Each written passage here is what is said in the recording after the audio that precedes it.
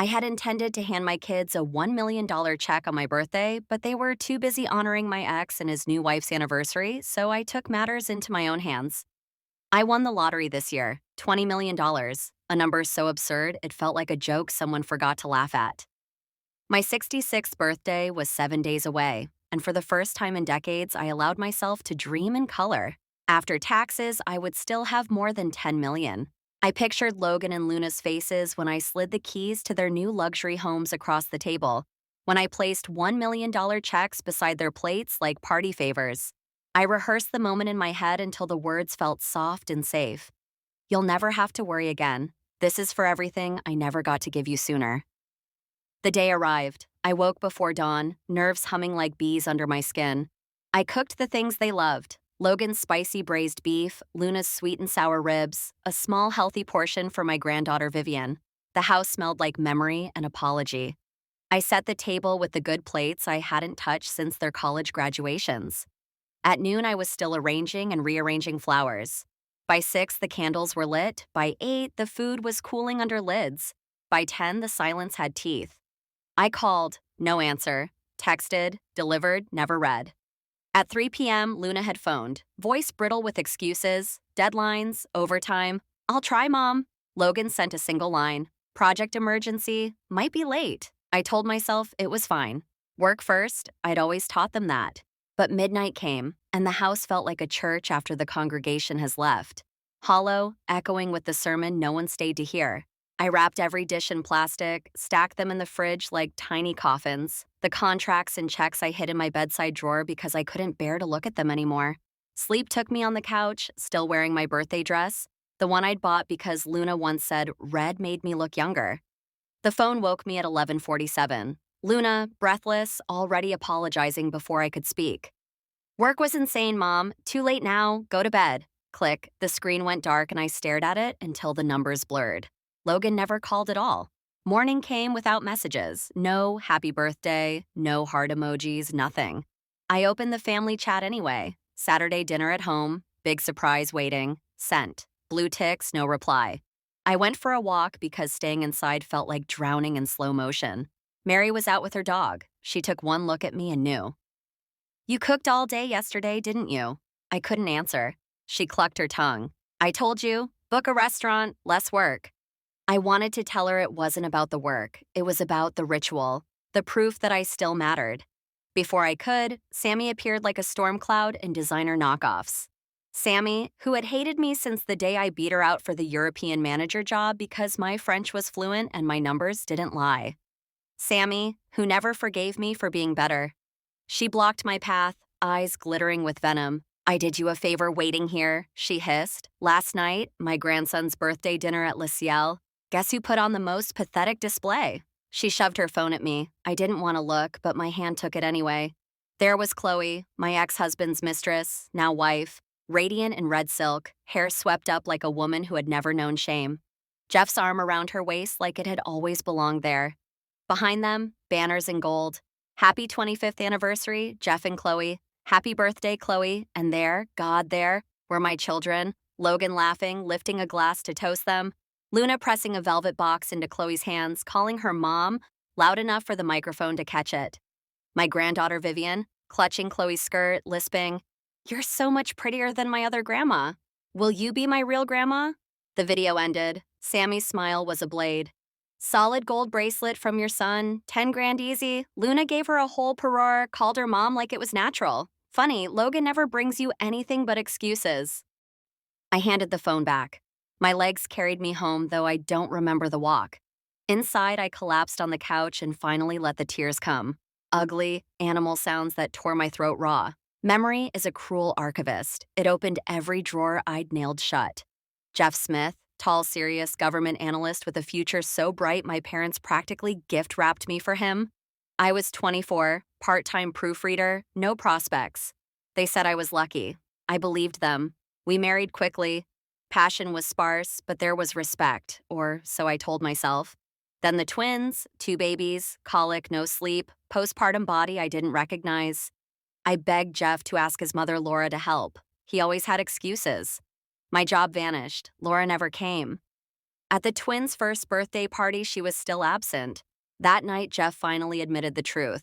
Laura had injured her back. Guilt swallowed me whole. I sent money through his aunt, money I couldn't spare. The aunt's pitying laugh still echoes. Laura's not injured. Jeff sent her to babysit his boss's kids full-time. Free labor for his career. I confronted him. He shrugged. It's temporary. Then I found the letters. Dozens of them, hidden in a locked cabinet. Chloe, his college love, trapped in an arranged marriage, writing to Jeff across decades. Intimate, aching letters that made my skin crawl. She mocked me. Your wife must have been huge carrying twins. My dog is the only creature I know that births two at once. Jeff sent her money behind my back while I hand-washed diapers in ice-cold water. I lost my mind that night, screamed, threw the letters in his face. He watched me unravel with cold detachment. It's just paper, he said. Stop being dramatic. The formula can was empty. I'd reminded him for days. The babies wailed. Something in me snapped. I kicked open his study door and found him caressing Chloe's photograph like a lover. I tore it to shreds. He shoved me hard. My back hit the desk corner. Pain exploded white hot. He walked out, leaving me on the floor while our children screamed. I tried everything, reported him to his workplace, got lectured for airing dirty laundry. Women's group told me to endure. My parents, every marriage has problems. Think of the children. 7 years I endured, 7 years of swallowing glass. The final straw, he sent Chloe $10,000 for a washing machine while I scrubbed clothes until my fingers bled. That night, he hit me. I called the police, called the news station. Scandal detonated. His promotion, gone. Career, ruined. Only then did he agree to divorce. He fought for Logan. I let him have him if he paid back every cent he'd spent on Chloe. $50,000 he didn't have. He mortgaged his parents' house, took loans, handed me the check with murder in his eyes. I walked away with Luna and whatever wasn't nailed down, sold everything at the flea market. Started over in a 650-square-foot apartment with peeling paint and hope I didn't yet know was fragile. I rebuilt, learned French, clawed my way up the export company, raised 2 children alone. Logan came back to me at 10 years old, half frozen, sobbing that Chloe had slapped him and Jeff made him stand outside in the snow for stealing a rib. From that day, he refused to return. Child support stopped. I never asked for more. I gave them everything: cars, tuition, down payments, rent. I thought love was measured in what I could sacrifice. Now I know better. They came the next evening, dragging Vivian like a shield. A 6-inch frozen cake because it was what she wanted, not what I deserved. They lied easily. Work, traffic, sorry we're late. Vivian climbed into my bed where I lay hollow-eyed and whispered, Grandma, hide and seek, I found you. The light snapped on. They saw my face and faltered. I let them coax me to the table, let them think cake would fix it. Then I spoke, calm as winter. You were at their anniversary party, not working late. Silence. Luna's tears came fast, defensive, bargaining. Dad has connections, Mom. Why struggle when we don't have to? I'm getting married. Dad can help Lucifer get a job at City Hall. If not him, who do we rely on? You. Logan stayed quiet, shame flickering across his face, but not enough. Luna kept going, voice rising. If you hadn't made that scene, Dad's career wouldn't have tanked. We'd have grown up comfortable. Chloe only got him after you left. She's not the home wrecker. You chose bitterness. Don't punish us for it. I looked at the little girl staring at Elsa's plastic face, and something inside me died quietly.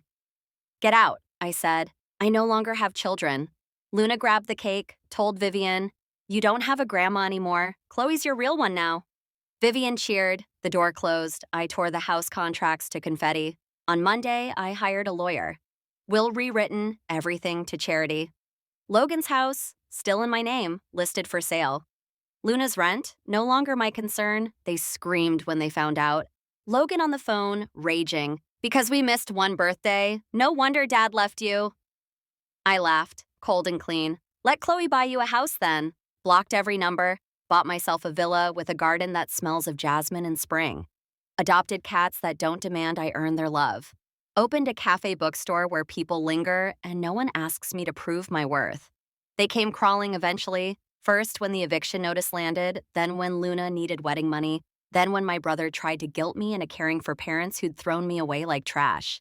I sent them all away. Years slid by. Logan's marriage collapsed. Luna's too, caught her husband with his pregnant mistress. She showed up at my cafe swollen with child, bruise blooming on her forehead, begging. I gave her warm water and the truth. You abandoned me first. Jeff had a stroke. Chloe emptied the accounts and vanished. Logan took him in until resentment ate him alive. Luna moved far away, raised her son alone, and finally, began to understand what sacrifice feels like when it's only you in the night and a crying baby. She texts sometimes. I understand now. I'm sorry. I think about you. I read every one. I never reply. Some wounds don't need reopening to remind you they're there. My garden blooms, my cats sleep in sunbeams. The cafe hums with voices that don't belong to people who hurt me. At 66, turning 70 soon, I wake without dread. I drink coffee that is hot and mine alone. I spent a lifetime giving pieces of myself away until nothing was left but bone. Now I keep every fragment. Now I am whole.